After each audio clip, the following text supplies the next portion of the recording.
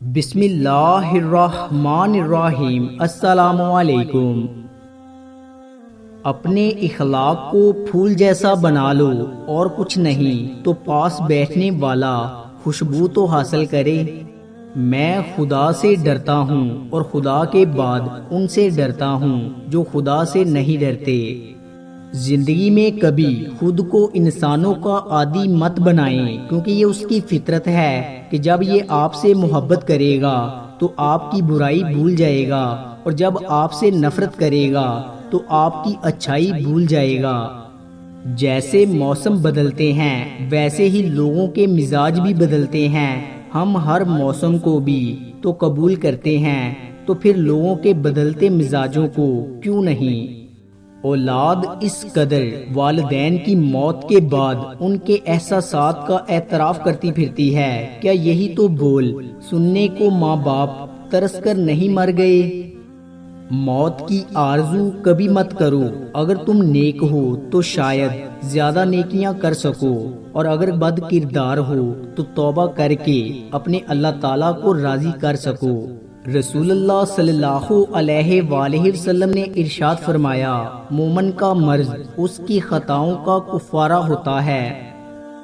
اہل علم کا امتحان کثرت علم سے نہیں ہوتا، بلکہ یہ دیکھنا چاہیے کہ وہ فتنہ انگیز باتوں سے کیسے بچتا ہے۔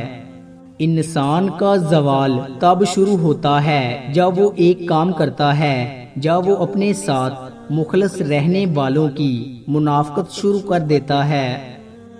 حالات اور وقت کی تبدیلیوں سے بدلنے والے تعلقات سے بہتر ہیں کہ انسان تنہا رہے۔ جاہلوں کا طریقہ یہ ہے کہ جب ان کی دلیل مقابل کے آگے نہیں چلتی تو وہ لڑنا شروع کر دیتے ہیں۔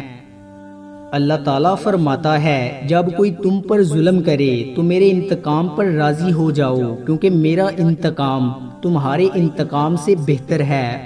جو سبق لوگ سکھاتے ہیں وہ تو ساری زندگی یاد رہتا ہے۔ رشتوں کی فکر کرنا چھوڑ دیں، کیونکہ جس نے جتنا ساتھ نبھانا ہے وہ صرف اتنا ہی ساتھ نبھائے گا۔ ہم برے تھے، برے ہیں اور برے ہی رہیں گے۔ فکر تو وہ کریں جو بولتے کچھ ہیں، کرتے کچھ ہیں، دکھاتے کچھ ہیں اور ہوتے کچھ ہیں۔ جب اللہ تعالیٰ کسی کو پسند کرتا ہے تو اس کی پریشانیاں بڑھا دیتا ہے تاکہ اسے اپنے قریب کر سکے۔ لوگ میری باتوں کے ہزار مطلب نکال لیتے ہیں، لیکن میرا اللہ میری نیت جانتا ہے۔ مجھے اللہ کی مرضی کے مطابق جینا ہے، بندوں کی مرضی کے مطابق نہیں۔ کچھ غلطیاں ایسی ہوتی ہیں جن کے لیے ہم کسی کو معاف تو کر دیتے ہیں، مگر پھر پہلے جیسا تعلق نہیں رکھ پاتے۔ کسی کو غلط سمجھنے سے پہلے اس کے حالات ضرور جان لیا کرو۔ محبت ڈھونڈنے والوں کو نہیں، بانٹنے والوں کو ملتی ہے۔ رشتہ جتنا مضبوط ہوتا ہے رنجش بھی اتنی زیادہ ہوتی ہے، لیکن جو لوگ فاصلوں کو سمیٹنے کا ہنر جانتے ہیں ان کے لیے محبت ہمیشہ مہربان رہتی ہے۔